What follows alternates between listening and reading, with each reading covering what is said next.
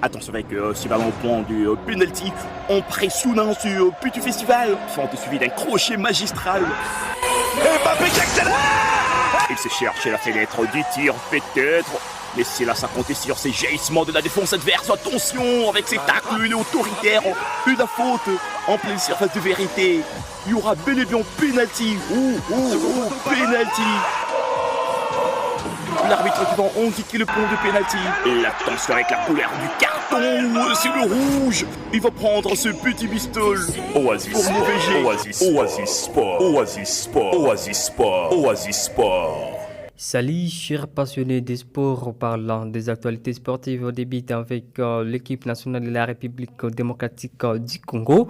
Les léopards de la RDC se sont envolés ce mardi 4 juillet pour Dakar en prévision du match de la troisième journée des éliminatoires de la Coupe du Monde 2026 contre les Sénégalais. Le stage de Rabat au Maroc a été bouclé l'avant-midi de ce mardi après 8 séances d'entraînement en 6 jours de préparation. Les groupes constitués de 25 joueurs avec l'arrivée de Dylan Batoubissika ce même mardi est déterminé à faire mieux face au Lion de la Terrancan à Dakar le jeudi 6 juillet à partir de 21h. C'est mardi matin 24 joueurs ont pris part à la dernière séance d'entraînement conduite par les managers sélectionneurs Sébastien Dessapran. Mais avant cette dernière séance d'entraînement du jour au Centre national des sports de Moulay Rachida, les joueurs avaient assisté à une réunion avec les staffs techniques à leur hôtel. Les trois nouveaux joueurs Axel Twanzebe, Noah Sadi, Kesike Samuel Essende, également les revenants Timothée Fayoulou sont contents de leur accueil au sein du groupe de l'organisation mise en place par les sélectionneurs Sébastien Dessapran après les matchs de Dakar contre le Sénégal. La délégation des léopards de la RDC retournera au pays pour accueillir les Togo. Ça sera le dimanche 9 juin dans le cadre de la 4e journée toujours des éliminatoires de la Coupe du Monde 2026. Football féminin, après avoir administré un coup violent à une Marocaine en geste antisportif après son expulsion le lundi 3 juillet lors de la deuxième rencontre amicale entre le Maroc et la République démocratique du Congo à Berkane.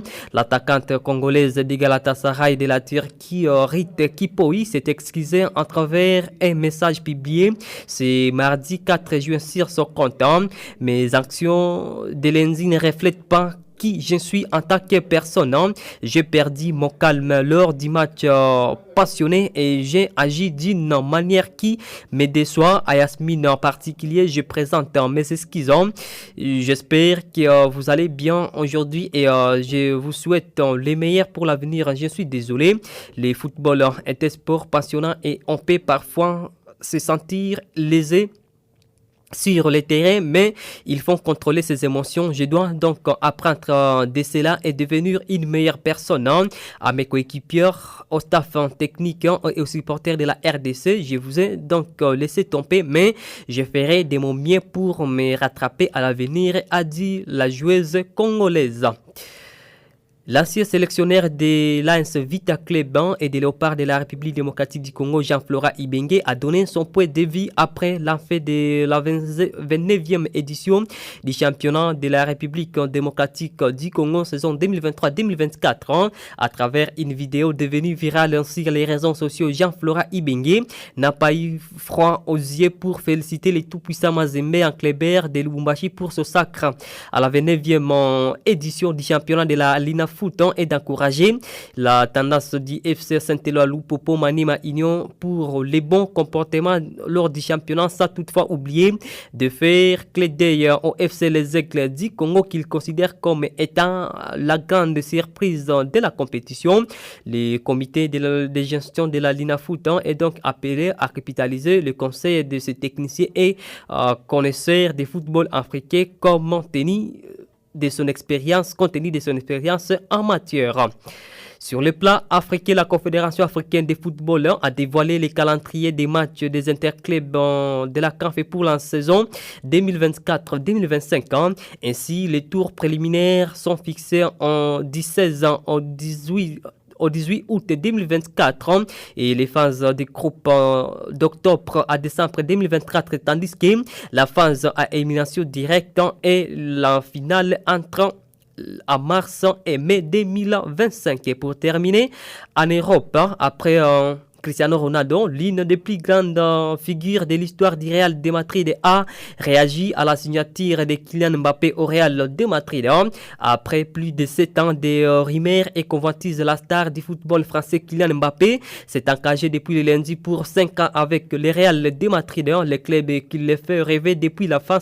Depuis l'annonce, la planète football ne parle qu'un de ces sujets et même Cristiano Ronaldo, l'idole du joueur de Kylian Mbappé, qui a réagi à ce transfert tant attendu, dans le message dans lequel les tricolores s'enthousiasment en son arrivée à Madrid, illustrant le message avec des photos dont l'une de lui avec Cristiano Ronaldo à côté lorsque les Portugais jouaient pour le Real de Madrid.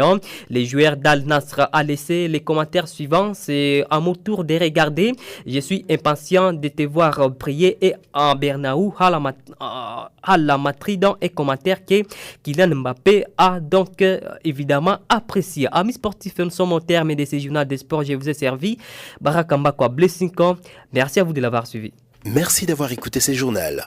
Vous pouvez le réécouter en visitant notre site internet www.radiooasis.cd. Jeune, ton avenir est plein d'espoir. Mais une seconde de plaisir sexuel peut le gâcher à jamais. Sois sage.